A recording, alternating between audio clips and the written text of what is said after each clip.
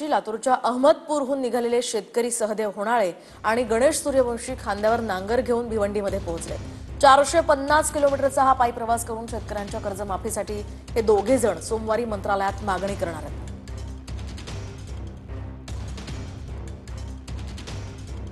सरकार महाराष्ट्रातील सगळ्यात शेतकऱ्यांनी खांद्यावर जू घेऊन नांगर ओढण्याची वाट बघते का? म्हणून मी म्हणलं की बाबा तुम्ही जर नांगर घेऊन ओढण्याची वाट बघत असाल तर मी अहमदपूर येथून पायी मंत्रालयावर नांगर खांद्यावर घेऊन येत आहे। माझ्यावर आत्ताच्या घडीला कृषी कर्ज हे 1.5 लाखाचं आहे आणि हा प्रश्न माझाच एकट्याचा नाही। मी काय माझं कर्ज फेडले, पण महाराष्ट्रातील असे कित्येक शेतकरी जे कर्ज फेडू नाहीत, ते फेडू शकत नाहीत, त्यांच्यासाठी हा प्रतिकात्मक मोर्चा आहे। माझा मित्र सहदेव मंत्रालयावर पायी निघाला, कारण तो शेतकऱ्याच्या अंतःकरणातील जी वेदना आहे, शेतकऱ्यांचे जे दुःख आहेत ते शासनाच्या दरबारी मांडावे म्हणून तो निघालेला होता।